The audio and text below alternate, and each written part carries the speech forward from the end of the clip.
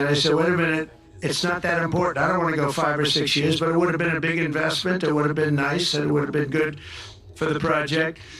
And I sent the people to the EU to see if they could speed it up, and basically it was a 5 or 6 year wait just to get a simple approval that Ireland gave me in a period of literally not much more than a week.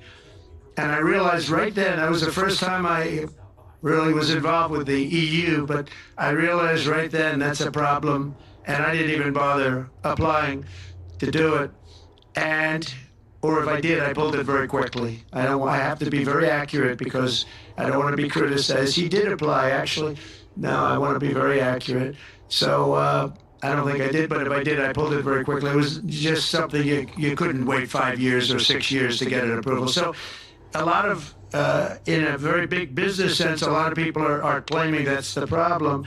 From the standpoint of America, the EU treats us very, very unfairly, very badly. They have a large tax that we know about, and a VAT tax, and it's a very substantial one. They don't take essentially don't take our farm products, and they don't take our cars, yet they send cars to us by the millions. They put tariffs on things that we want to do, like, for instance, I think they actually, in terms of, these are non-economic or non-monetary tariffs, and those are very bad, and they make it very difficult to bring products into Europe, and yet they expect to be selling, and they do sell their products in the United States. So we have, hundreds of billions of dollars of deficits with the EU, and nobody's happy with it, and we're going to do something about it, but nobody's happy with it. So I think the EU has to speed up their process. Friends of mine that are in some of the nations within the EU, great people, they want to be able to compete better, and you can't compete when you can't go through the approval process fast. There's no reason why it can't go faster. So, I'm trying to be constructive because I love Europe.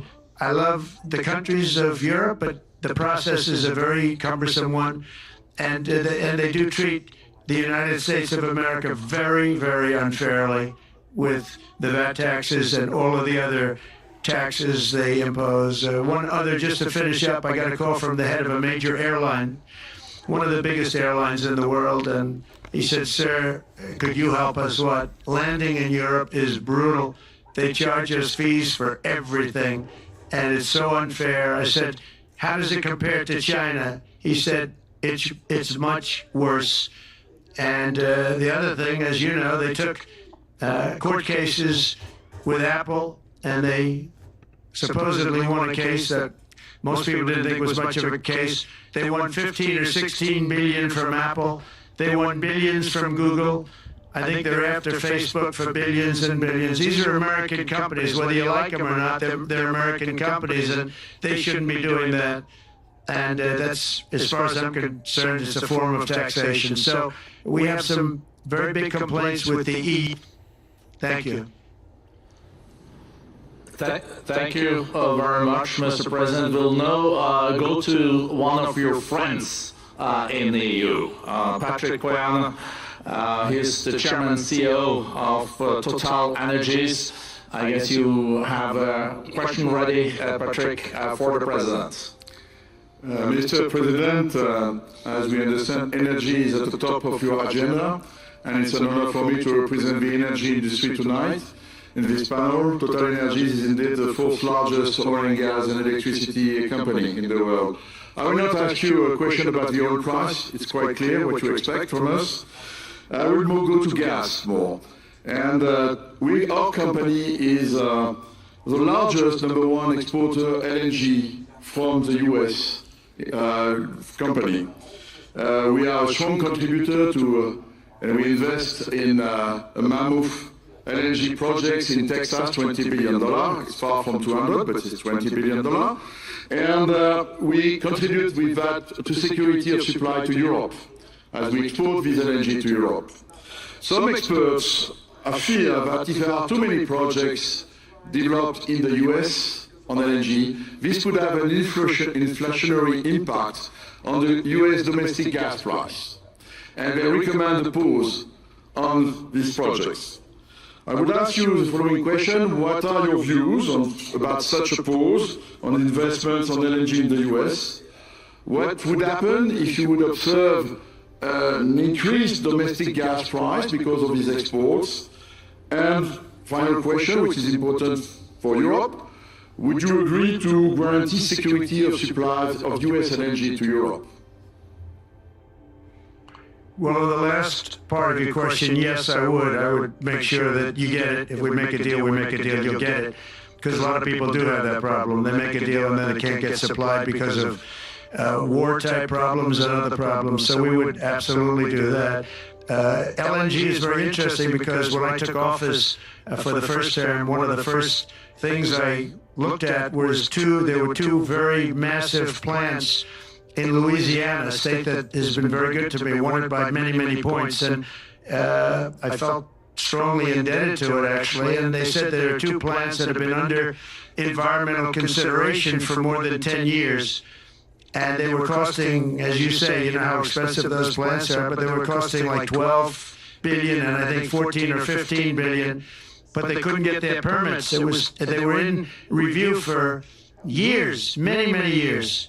Like a decade or more. And I said, so ridiculous. I know so much about that because in the construction industry, I had to go through it too, but I got good at it after a while. But I saw the projects, and you're talking about a total investment of 25 to 30 billion dollars, and it looked like it was going to end. They couldn't get their permits. And I got them done in less than a week. It was done completely. In fact, when they called them to announce that it was done, the countries, largely countries, Japan was involved and another country and some very big investors, they couldn't believe it. They actually couldn't believe it. And I said, just do yourself one favor. Don't pay any consultants, because the only one that got it done was me. I got it done because it was the right thing to do for the U.S. and for the world, but the consultants had nothing to do with it. You know, the consultants go in and they say, give us millions of dollars because Trump did it. Nobody called me about it. I just heard it was a problem for years. And I got it done because it was the right thing to do for the U.S. and the right thing to do for beyond. It had to do with energy, very important. So I think it's very important. I think I disagree with one. I think the more that you do, the lower the price is going to go. And what I'd like to see is rapid approvals. We're going to give very rapid approvals in the United States, like with the AI plans, talking to many people want to build them. That's going to be a very big thing. We're going to build electric generating facilities. They are going to build. I'm going to get them the approval.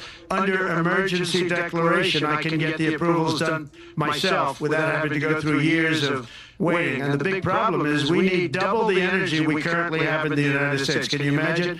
For AI to really be as big as we want to have it, because it's it'll be very competitive with China and others. So I'm going to give emergency declarations so that they can start building them almost immediately. And I think it was largely my idea because nobody thought this was possible. It wasn't that they were not smart, because they're the smartest. But I told them that what I want you to do is build your electric generating plant right next to your plant as a separate building, connected. And they said, wow, you're kidding. And I said, no, I'm not kidding. You don't have to hook into the grid, which is old and, could be taken out. If it's taken out, they wouldn't have any way to get any electricity. So we are going to allow them to go on a very rapid basis to build their plant, build the electric generating plant. They can fuel it with anything they want, and they may have coal as a backup. Good, clean coal. If there were a problem with a pipe coming in, as an example, you're going with gas, oil and gas, and a pipe gets blown up or for some reason doesn't work, there are some companies in the U.S. that have coal sitting right by the plant so that if there's an emergency,